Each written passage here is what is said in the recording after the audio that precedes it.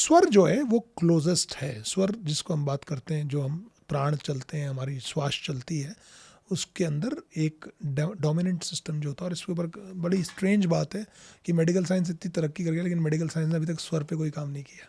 हम इसमें कोई बात ही नहीं करते हैं। मेडिकल साइंस बोलता ही नहीं है कि सांस एक नाक से कभी और एक नाक से कभी क्यों चलती है। मैंने अभी तक कहीं नहीं पढ़ा, कोई चर्चा इस पर नहीं होती स्वर के ऊपर।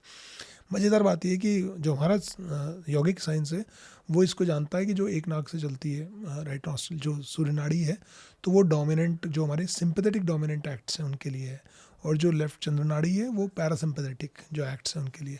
तो शीतलता एक से बनी रहेगी, एक से उष्णता बनी रहेगी। तो किस प्रकार की प्रकृति आप बच्चे में चाहते हैं। तो मुझे बालक, अब आप सुनिएगा इस बात को ध्यान से, कि बालक, पहली बात तो बालक पैदा करना भी एक पूरा प्रोजेक्ट था, एक काम था, सर रैंडम नहीं। तो धर्म अर्थ काम मोक्ष, मैं अक्सर कहता हूँ, बात करता हूँ तो कहता हूँ 4 संतान हमको उत्पन्न करनी चाहिए, क्योंकि 4 पुरुषार्थ हैं।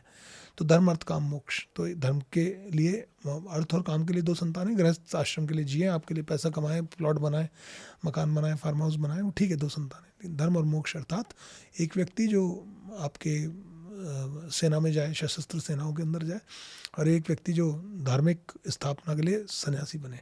तब ये एक विजन बता रहा हूँ मैं आपको, कितना ज़बरदस्त था कि 4 संतानें अगर हैं तो, या होनी चाहिए, तो धर्म अर्थ काम मोक्ष के हिसाब से। तो उस बच्चे में डोमिनेंट क्वालिटी मुझे क्या चाहिए, तो उस स्वर के हिसाब से मैं कॉपुलेट करूँगा। तो अगर मुझे शीतलता चाहिए तो मैं चंद्रनाड़ी का इफेक्ट में करूँगा। अगर मुझे उष्णता चाहिए, मुझे कमांडर इन चीफ बनाना है, उग्र बनाना है बच्चे को, तो वो क्वालिटी के लिए मैं करूँगा।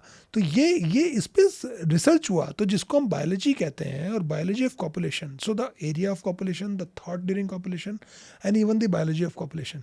क्योंकि अगर मैं डोमिनेंट थॉट ही मेरा गलत है, तो मैं गलत चेतना को अपनी ओर खींचूंगा, आकर्षित करूंगा।